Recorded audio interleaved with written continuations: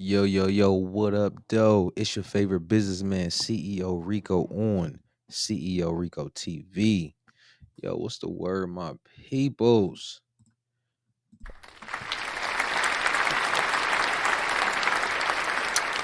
Y'all already know.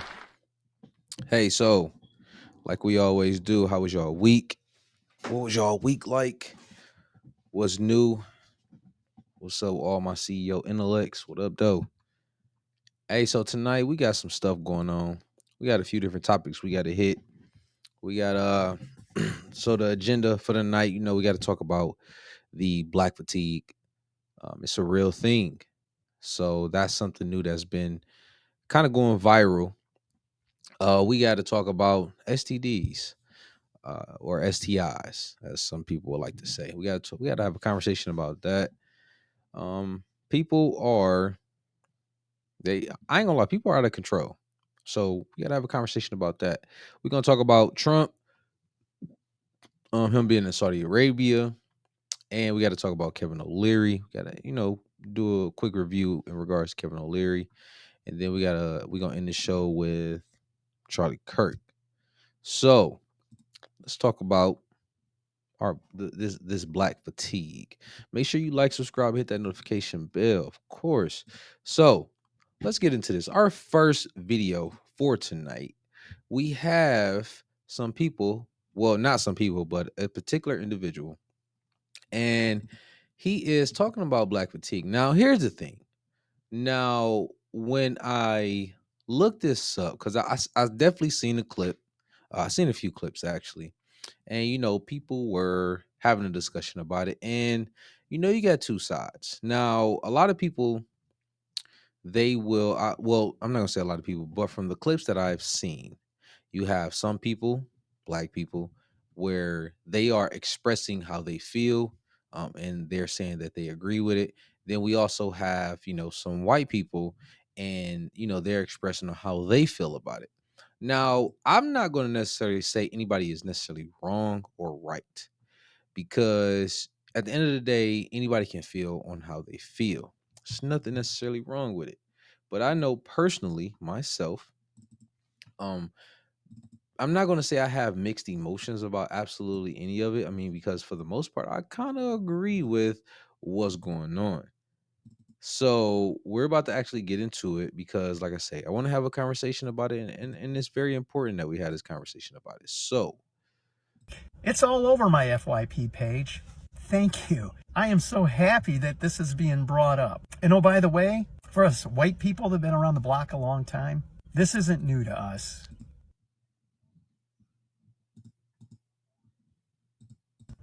Here's my story. This is about 2015.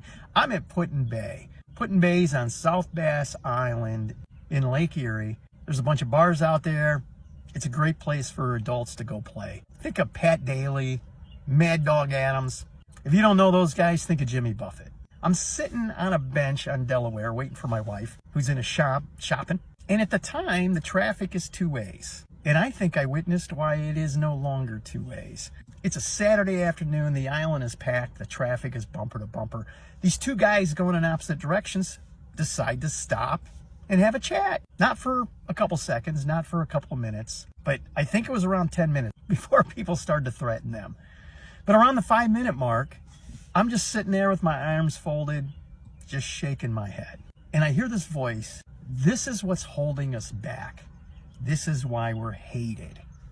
And I turned around to see who had said it, and it was a black couple about my age. And then he looked directly at me and said, 30 years ago, I'd go down there, grab those idiots by their dreadlocks, and teach them a lesson their fathers never did. And I looked at him and went, 30 years ago, I'd have been right there with you. I have hated this type of behavior my entire life. I've never gotten it. How self-centered do you have to have no respect for any other human being? It's all about you. These are the people I've spent my life avoiding. But I had never thought about it from the black community side. And I gotta say, it sucks a lot more for you guys than it does for us white people, because you're associated with it, right? There are a lot of whites that just put you all together.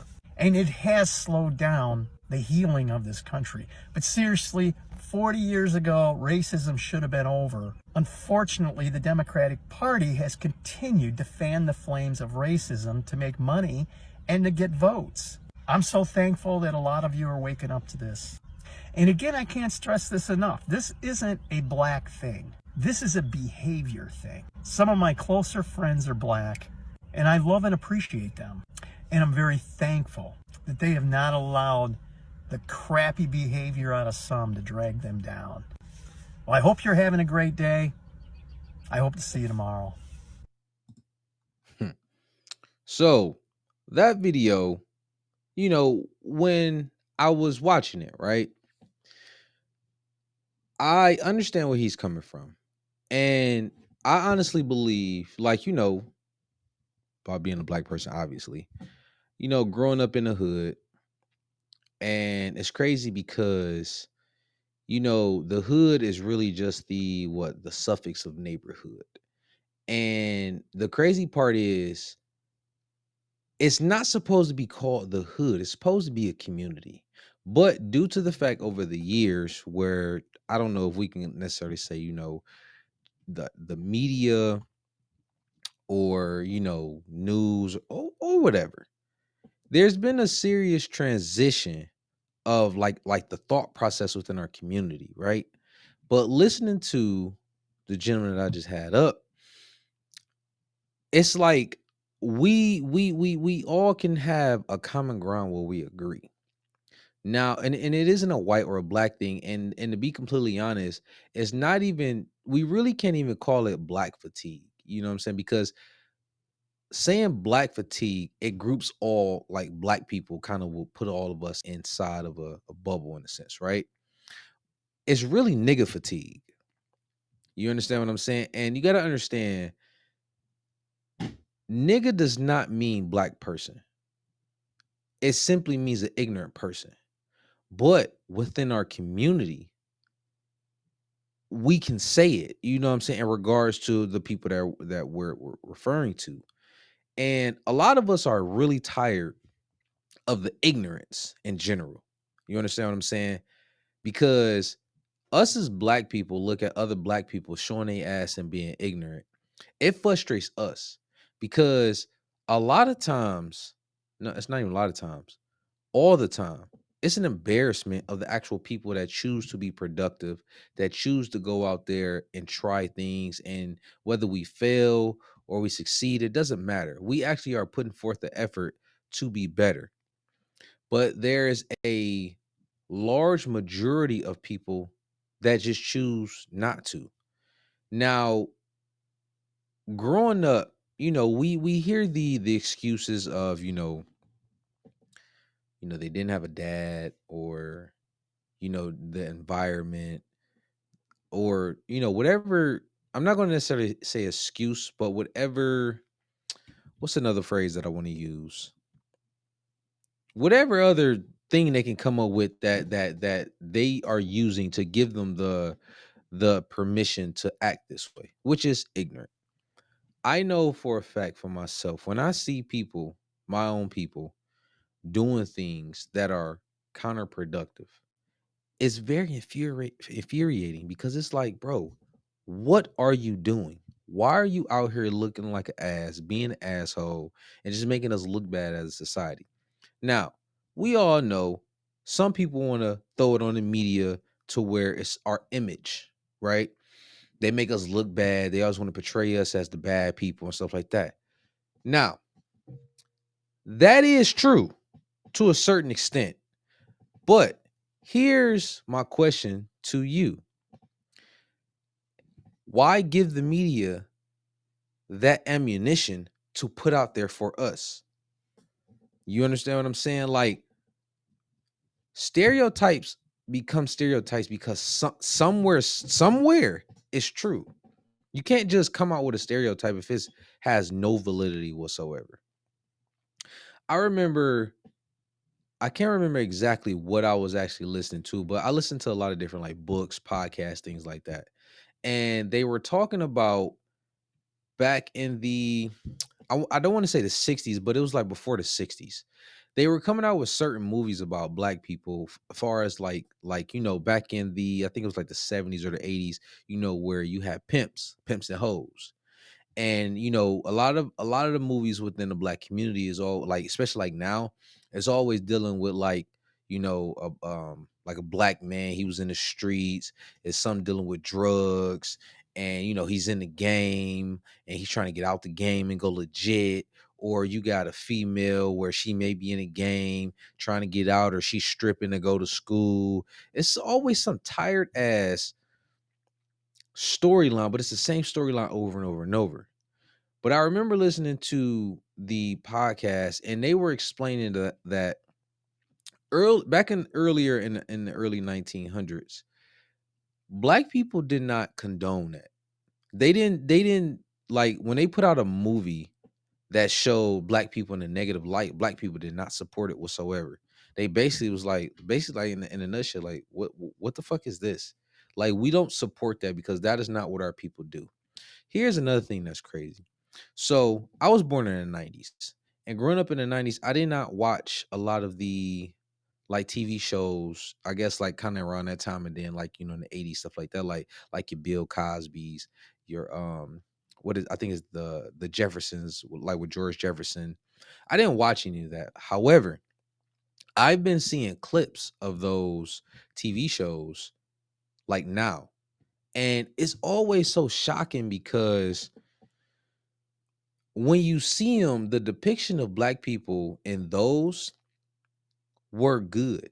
Like Dr. Huxtable, he was a rich, well, I'm not even gonna say rich, but he was a well-off, educated black man who was a doctor. His wife, she I think she was a lawyer, but she had a certain persona where it was like it was showing black women in a positive and good light.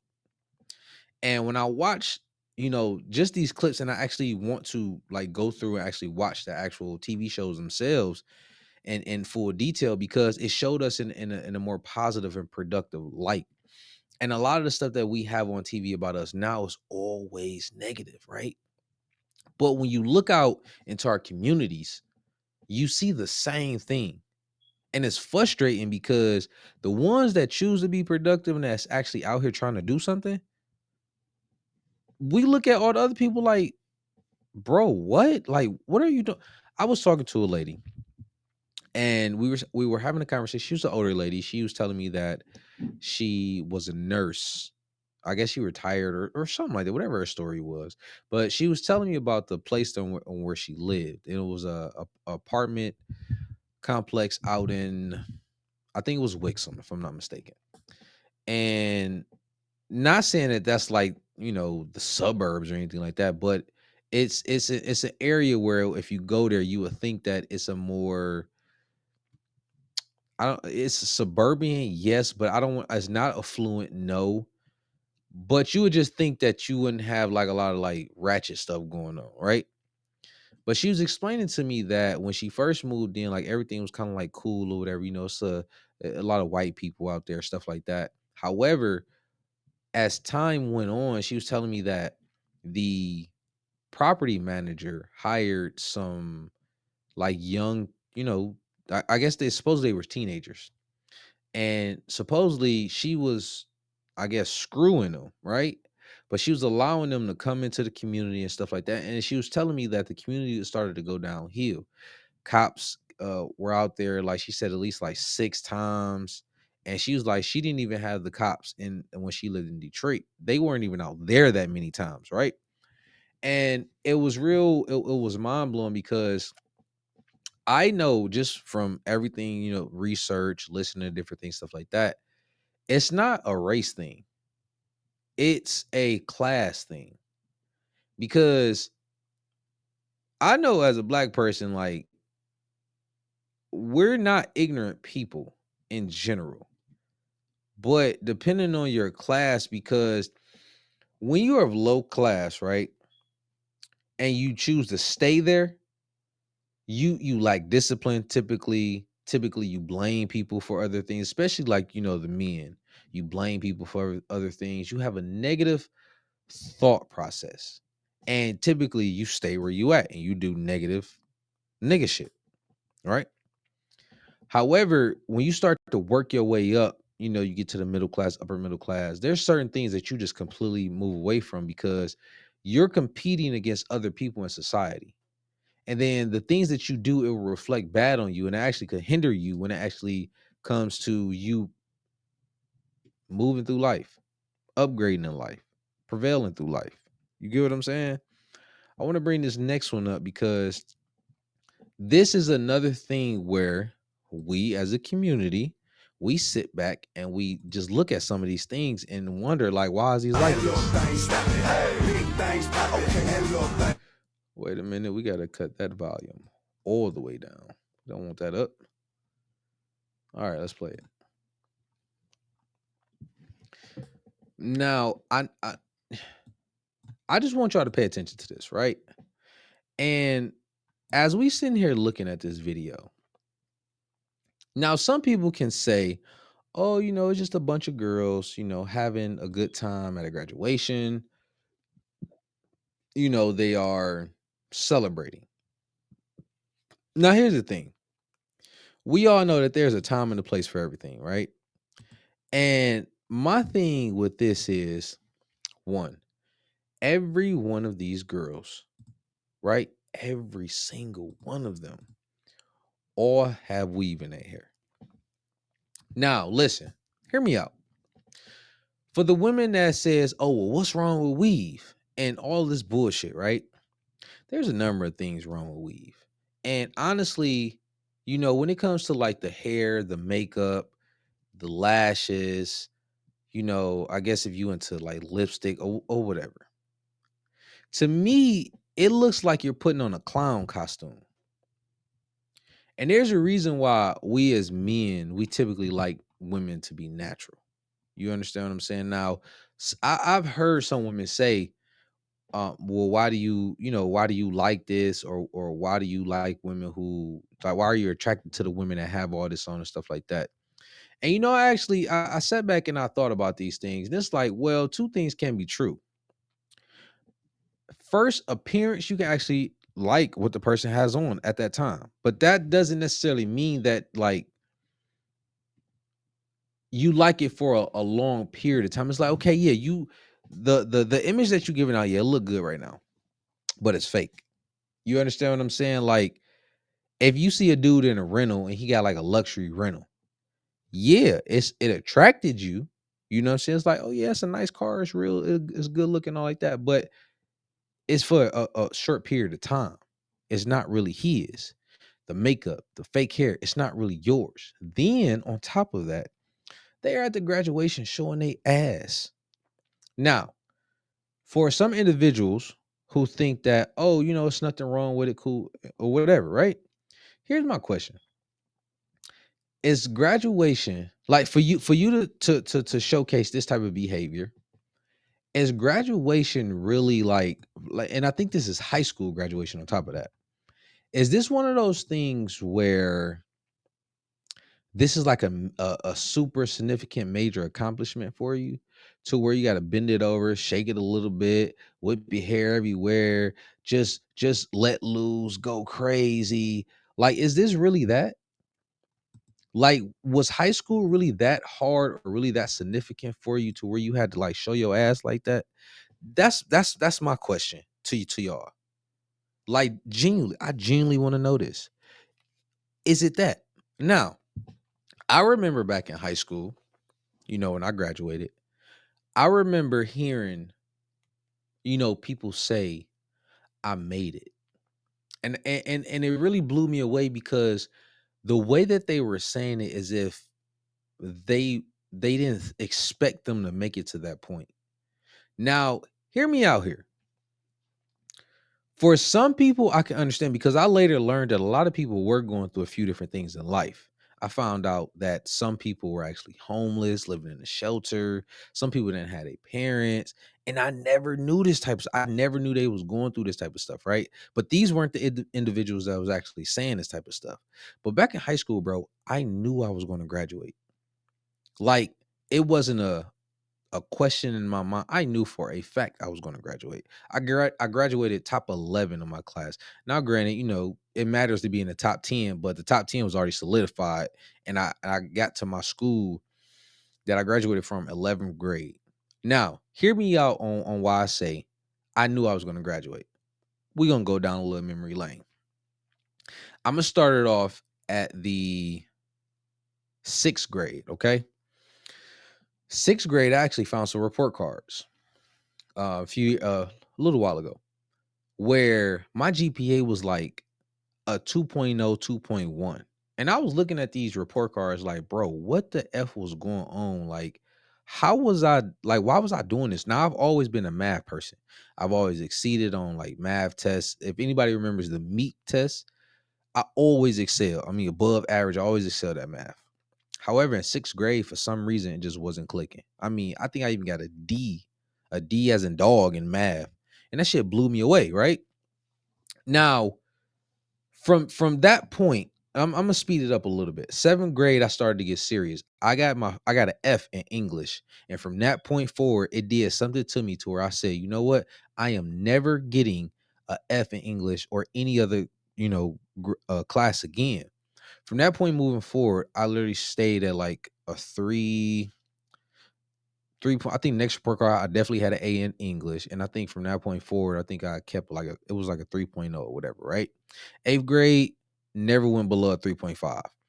9th grade, I got in trouble, got caught with some drugs in school, got expelled, went to another school. Now I'm just telling you this trajectory on, even though like this trajectory that I was on, I knew I was going to graduate. But when you listen to the trajectory, you would not think that I would be on the path that I was on. 9th grade, got expelled, went to another school. That school it was called Cody Ninth Grade Academy. If anybody know Cody Ninth Grade Academy, that was like my absolute best year of high school, even though it was the wildest and craziest year of high school period. I mean, I'm talking about riots. I'm talking about like some really ghetto stuff, like gang fights, all like this, right? I'm talking about students fighting the teachers. ROTC sergeant had got beat up to where they had to call like some dudes that was like literally from the military. I remember I was shooting dice with one of the teachers in the bathroom. They took my few dollars and then left and didn't want to let me win my money back. What else? I mean, like it was some really crazy stuff going on. Okay, I had like my own little gang. I mean, some real crazy stuff. 11th grade, you know, playing sports. 10th grade, I was cool too. I went to a different school. 11th grade, played sports. I played baseball, football, ran indoor track I practiced indoor track for a hot minute. 12th grade, graduated. But on graduation day, there was no doubt in my mind that I was going to graduate. So I could have did everything that they was doing in the video, going crazy, dancing, all that type of stuff. But what would have been the point? Because it was like we have a proceeding that a function that we're at.